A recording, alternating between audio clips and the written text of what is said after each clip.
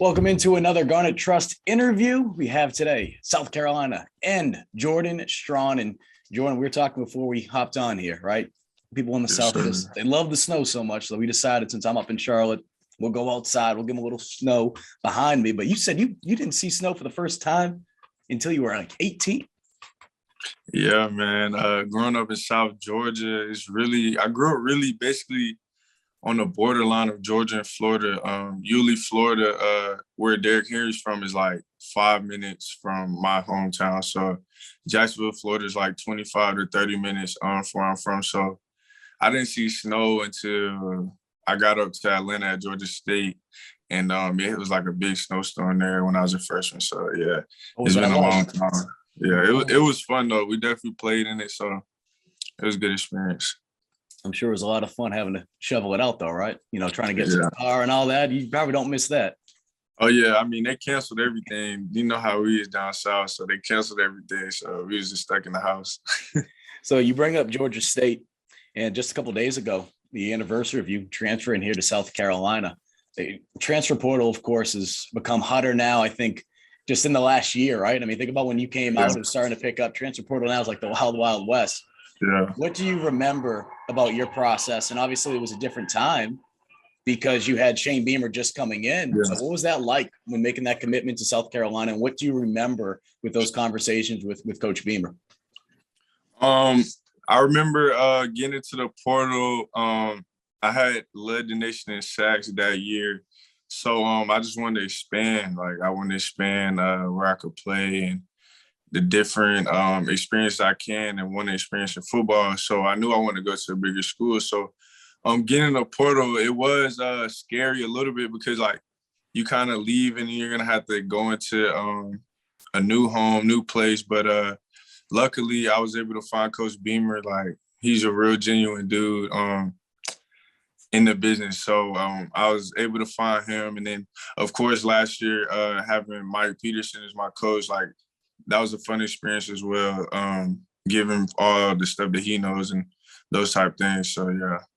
What would you tell people about the transfer portal that maybe some of the misconceptions? Because I think some fans, they look at it, it's like, all right, you know, this guy balled out. He wants to go to an SEC school. And it's just easy. You just throw your name in and you know, you'll land somewhere. I mean, obviously for you, it worked out perfect, but I know that's not always the case with other people. I would say if the situation isn't like, if you don't see a better situation or if you think like the grass is greener on the other side type of thing, you should always just communicate with where you're at and just see how things are working and those type of things, because getting in the portal is so many people in there now, like you can honestly get lost in the portal. Like I've seen the statistics of the portal and who actually gets picked up and who actually goes to school on scholarships, and it's a real small amount of guys. So the portal isn't always the best option, but for some guys, it is. Like me, it worked out. So yeah, that's just my take on it. And like I said, I think you're a perfect person to talk about this with, because you went through it. You're in a great situation right now. I mean, you probably couldn't even have dreamt at how South Carolina could turn their program around in just a year with Coach Beamer. So you see, I mean, especially this past week, 4 guys out of the transfer portal coming to South Carolina. Yeah. You know, what do you think it is about Coach Beamer in particular and just how he's being able to sell his program to not just guys that are transfers, but being able to just get guys here, especially just building that excitement up after where South Carolina was before he got here? Well, I think right now, as far as he brought a new culture into South Carolina, and now like our program's kind of hot, like it's kind of trending, you know, it's like the talk a little bit out there. So guys want to know like what's up with South Carolina, like what they got going on, like. And when they come down here, I mean, they're going to get the real. Coach Beamer's going to talk to them, and you're going to see our coaches and our players and those types of things, and our facilities as well. Like, we have the best facilities like no other. So, I mean, why not come down here? So that's why I feel like a lot of guys are starting to trend this way. We'll get into your past season with South Carolina and just making that adjustment but Yeah. don't. And I know you guys just got back on campus, a majority of you getting ready for winter workouts, which Yes, sir. fans don't realize that's so much fun, right? You know, waking up. But I say all that because think of the buzz right now in that culture where it's at right now in comparison to a year ago. How would you explain that to people on the outside that don't get to experience what you guys are going through this offseason, getting ready for next season in comparison to where you guys were a year ago at this time? So last year going into the season, like people just didn't know. But we always knew like how we were, how Coach Beamer prepared us and all the other coaches prepared us. We always knew. So it was kind of like, okay, we just waiting, like everybody go see. So now we know who we are as a team and we know what we have to work on. And we're just gonna improve. Like that's the only way we can go is up. So going into this year, more people know about us. We got a lot of big transfers coming in positions that we needed to work on. And the only way for us to go is up, like I said before. So yeah. Being able to get that bowl win, how big is that momentum wise going into the offseason? Now it's big because our last game, Clemson, it wasn't a good game for us. That really stung us real bad. And then going into the bowl games, it was basically like the people in that bowl game is basically going to be the roster we're going to go in next season. So it kind of showed the future and what we did and how we could dominate. So, I mean, of course, it feels good, and we just carry that on into next year. And I know you guys want to make improvements to defense and continue to make it better, but in comparison to where it was left a year prior, definitely a lot of improvement. A lot of credit obviously goes to Clayton White for what he was able to do defensively with you guys. What is it about playing in that scheme? And then not just that, but being able to be around so many talented defensive linemen. Because you guys, I mean, shoot, JJ Anambare, Jabari Ellis, Jordan Burge, Alex Hunt. I mean, it just goes on and on. How does working with Coach White and being able to have all that talent there, how are you guys able to kind of put it together? And I'm sure it's a lot of fun being able to be in that group. Yeah. Well, I mean, like you said, credit to Coach White. I don't know how he's able to put it all together. That's why he is who he is. But it's definitely fun getting to learn from a lot of guys. Like we all have special traits that we can just pick from each other and learn from each other. Like me and JJ, we would pick from each other every day. Like Aaron Sterling, like we would pick from each other every day. So just being around those type of dudes just makes everyone better. Like our room got way better this season, especially up front, the D-line, D-tackle, Zach Pickens, he's a beast. And a lot of younger guys are coming up, like Alex Huntley, Tonka Hemingway, those type of guys. So it's going to be fun going into next season and trying to put those pieces together and understanding the new pieces and the new things that we're going to take into next year. So, did you have a welcome to the SEC moment? I mean, obviously you had a couple of years under your belt, so it's not like a going to high school, going to college moment, but when you transferred on over, obviously talented guy, but was it like, all right, I could see the speed a little bit faster? I mean, you played against Power 5 teams when you were over at Georgia State, but was there ever any moment where it's just like, all right, this is what this is all about here? Yeah. I wouldn't say like, I would say the Texas A&M game, I think I had like a moment sort of, it wasn't so much physically, like I just, I looked over the sideline and not even the Georgia game, I didn't have a moment because like, I was like, my hometown, this is pretty big. Everyone I know, my whole family's like Georgia, yeah. But I didn't have like that moment. But I did have a moment like when me and a tackle got into it and I seen Jimbo Fisher and he was yelling at the dude. So I'm looking at him, I'm like, dang, that's Jimbo Fisher. Those type things. And then he's talking to the guy and then how they coach, like the coaching, I would say is so different in the SEC as far as like the schemes and how they can scheme guys out of things. And I felt like that game, my position, like we just got schemed out of a lot of things. And I just seen like, yeah, this is different. It's SEC football. So that was kind of my moment, I would say. So, yeah. You mentioned him before, being able to play with a guy like JJ. I mean, that probably was huge, especially when you transfer in to be able to learn from a guy like that. he's going to have his opportunity to play at that next level. We've seen a lot of players at that position at South Carolina be able to go on and have success on the defensive line. What are some of the things that you learned from him that you want to be able to take next season and put into your game and be able to help the defensive line fill a void that's obviously going to be missing with his absence? I would say I would take from JJ would probably be in the run game. I love how he plays in the six techniques and those type of things, how he can get in the C gap and fill up the gap and take off pullers and those type of things. And even though like he's still a great pass rusher as well, I learned a lot from him in that aspect as well. We just really worked and got each other better every day. Like it's not a thing where I just be like, oh yeah, I'm gonna take that from JJ. It was just like, oh bro, you doing that? I was like, all right, well watch me do this. And like, okay, watch me do this. So that type of thing.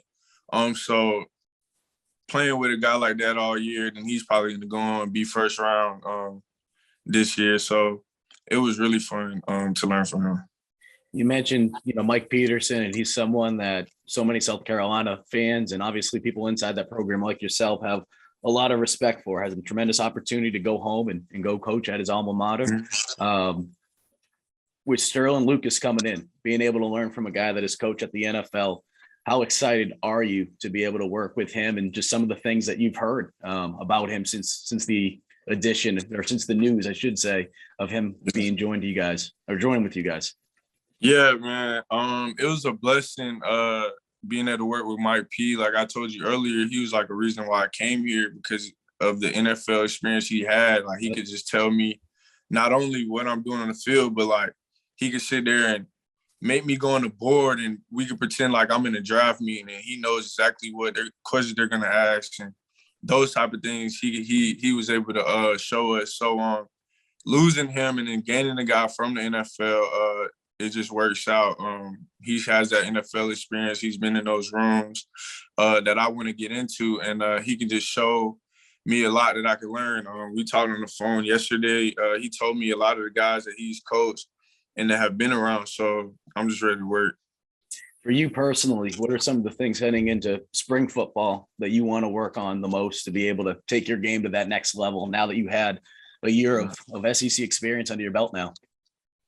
Well, I want to take it to my game next year. Obviously, the pass rushing, I feel like once I just get back into a full rhythm and taking those snaps like I was my junior year and being on the field a lot more, that's just going to come. And, of course, the run game in the SEC, that's what, everyone wants to do. So I did get to learn a lot in the run game being in the SEC for 1 year, and I would definitely come back way more improved from those experiences that I was able to have this year. So, and I know we're 8 months away, and I'm sure no one on the South Carolina beat's going to ask you this question. I'm kidding, of course. I think every person's going to ask you going into that week. The fact that you get to play your former school, Georgia State, and a lot of Gamecock fans have a lot of respect for Coach Elliott and what Sean was able to do here, especially with the circumstances. And I don't know how much you know about that, but having to fill in the head coaching position, be the interim head coach after Coach Steve Spurrier stepped down, and then obviously his ties to South Carolina. What is that going to be like to see him on the other side, some of your boys on the other side, to see that Georgia State logo on the other side, to be able to kick off the year? And, what can you say about Coach Elliott? Well, about Coach Elliott, like I love Coach Elliott. He's a great coach for me. High energy guy. He's going to be the same person every day. And that's what I really respect about him. Coming from Georgia State. But like, that's a game, like, when I found that out, like I already knew. I was like, man, like if I come back, like I'm gonna come back for that game. Like I have to come back, like to play in that game. It's gonna be different. There's guys on that team that are like my best friends. They're gonna be at my wedding. Those type of things. We talk every day, so it's gonna be crazy. I'm gonna let our guys know, like, yeah, this is a big game. So, coming out that first game, I definitely will be in everyone's ear, like, yeah, this is a big game. We're not slacking just because who they are. Like Georgia State's got some good football coming down, so we'll be ready. I'll be ready. And South Carolina fans are very, very excited about 90 days to go until spring football. I mean, I can't remember the last time a spring football game has been this highly anticipated in this state.